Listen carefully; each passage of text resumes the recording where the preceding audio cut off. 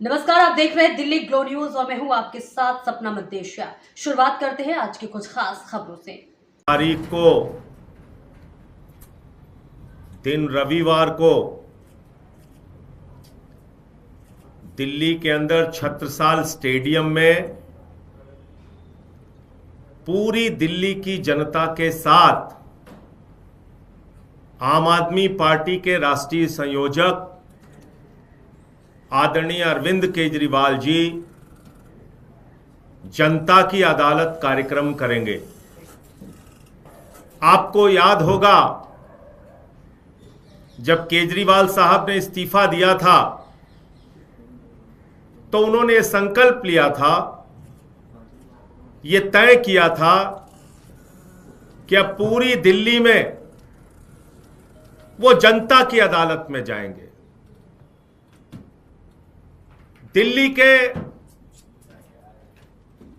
जो 2.5 करोड़ 3 करोड़ लोग हैं उनके बीच में जाकर अपनी बात रखेंगे,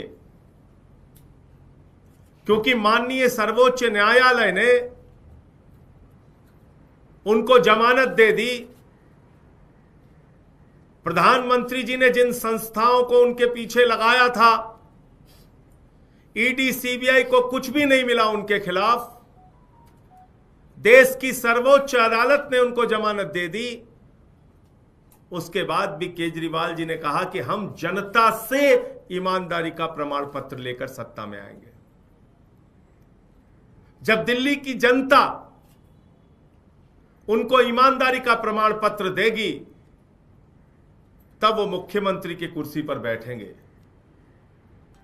मैं समझता हूं आजादी के बाद से लेकर आज तक एक भी उदाहरण आपको ऐसा नहीं मिलेगा जिसमें किसी मुख्यमंत्री ने इतना साहस दिखाया हो कि अपना पद एक बार नहीं 2 बार त्याग कर उसूलों और सिद्धांतों के लिए जनता के बीच में गए और चुनाव लड़े।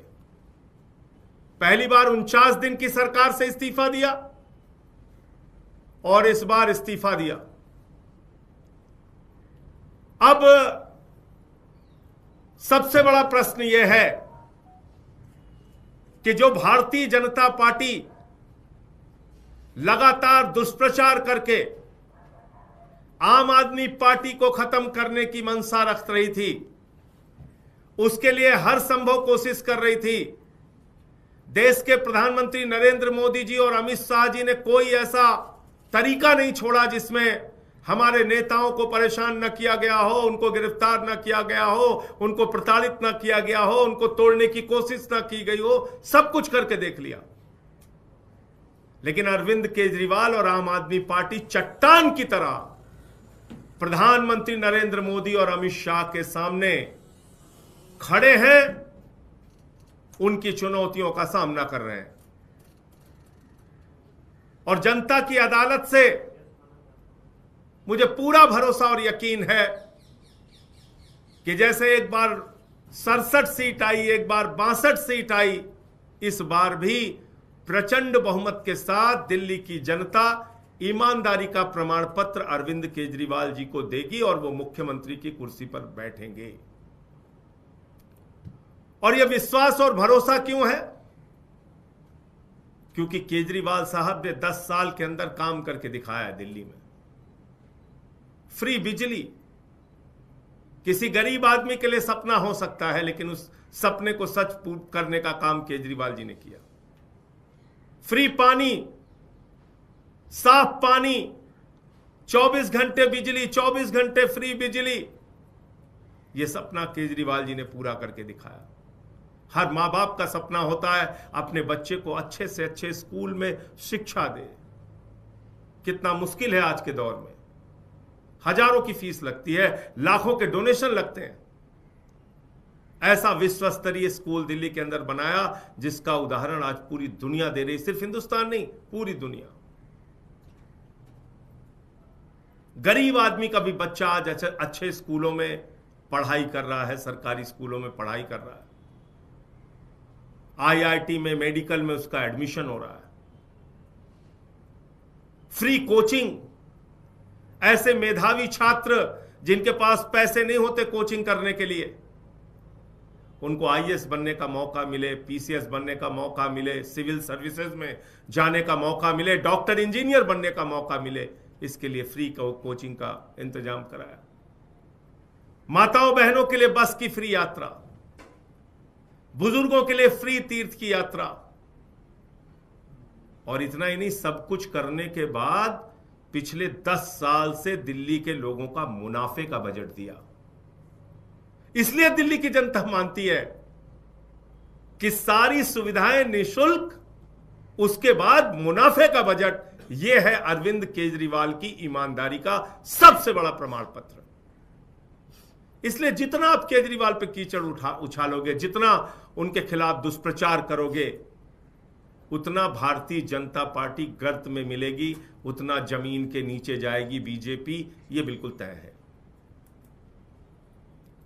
तो मैं दिल्ली के अपने सभी बंधुओं से, माताओं से, बहनों से, बुजुर्गों से अपील करूंगा, प्रार्थना करूंगा कि जो जनता की अदालत 6 अक्टूबर को छत्रसाल स्टेडियम में प्रातः 11 बजे से लग रही है, अरविंद केजरीवाल जो जनता की अदालत लगा रहे हैं, उस जनता की अदालत में आप भारी से भारी संख्या में पहुंचिए और केजरीवाल साहब के विचारों को, उनकी बातचीत को सुनिए और अपना प्रमाण पत्र दीजिए।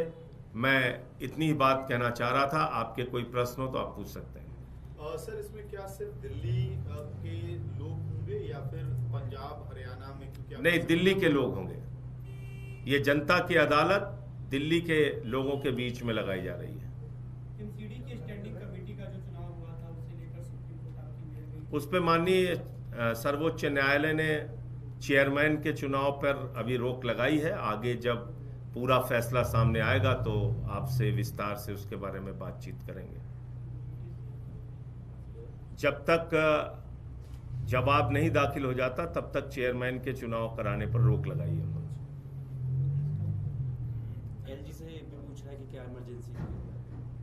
अब ये सारी बात अदालती कार्रवाई है, उस पर अभी कोई टिप्पणी करना ठीक नहीं है। सर, आज अरविंद केजरीवाल जी ने घर शिफ्ट किया है, वो आपके सांसद क्या रहने के लिए आए हैं, लेकिन बीजेपी की तरफ से आरोप लग रहा है एक महल छोड़ के आए, दूसरे महल में शिफ्ट हुए। देखिए, ऐसा है कि मेरा घर खाली है, खाली कर दूंगा 1 घंटे के अंदर। मैं चाहता हूं प्रधानमंत्री जी हमारे घर में आके रहें। खाली आरोप के लिए आरोप लगाना, सिर्फ मजाक उड़ाना, ये हमेशा ठीक प्रवृत्ति नहीं है, अच्छी बात नहीं है ये। केजरीवाल साहब ने और हम सब ने बार बार ये कहा था, वो आवास मुख्यमंत्री का है, मुख्यमंत्री के पद से इस्तीफा दे दिया, उस आवास को उन्होंने छोड़ दिया, त्याग कर दिया। लोग तो अपने बंगलों से, घरों से, सुविधाओं से वर्षों वर्षों चिपके रहते हैं। ऐसे ऐसे नेता मैं जानता हूं, नाम नहीं लूंगा किसी का। तो भाजपाइयों से कहिए, प्रधानमंत्री जी अगर तैयार हो तो मैं अपना घर खाली कर देता हूं, आके रहें वहां पे। धन्यवाद।